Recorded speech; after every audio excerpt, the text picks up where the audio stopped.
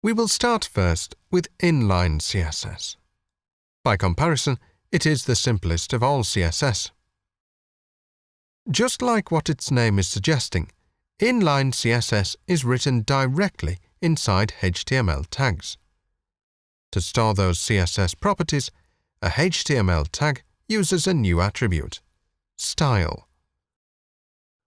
All your inline CSS codes should be written inside the style attributes. One style attribute can contain several CSS properties. Just remember to put a semicolon between each CSS property. Now let's try inline CSS and style texts wrapped in p tags. The first step is adding the style attribute to the starting p tag. The second step is putting CSS properties and their values into the style attribute. The first two CSS properties we are learning are color and font-weight. The color property controls the text color.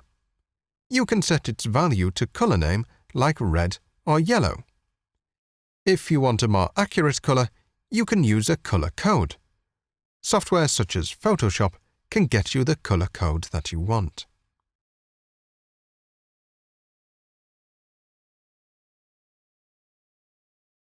The font-weight property controls the font weight.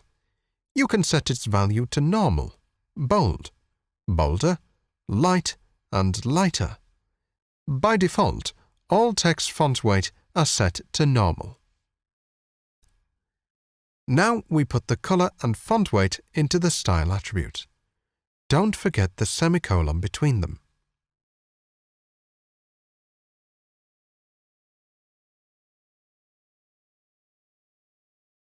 We can see now it's red and bold. The color and font weight property are the first two CSS properties we have learnt.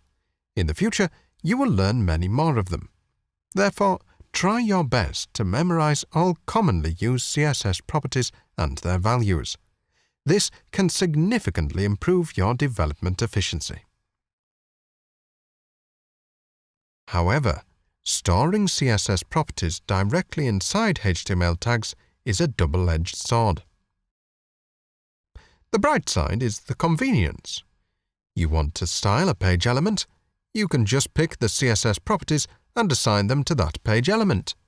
Things can't get any simpler. But the downside is that style and contents are all mixed together.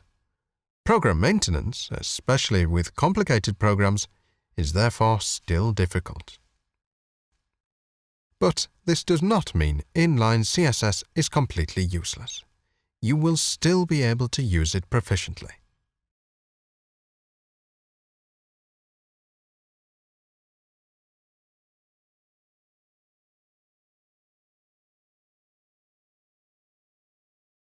Before you try these two CSS properties by yourself, let's take a look at another possibility. We can move the style attribute and its value from the p tag to the body tag. But what kind of difference will that make? The experiment result showed no difference. Whether we assign the style attribute to the p tag or the body tag, the results are still the same. But if we assign the style attribute to the body tag, all texts will be affected. The effective range of the two CSS properties are now the whole body tag.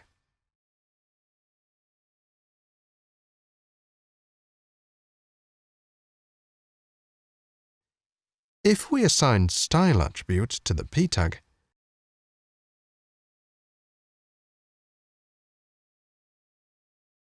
the newly added text will not be affected.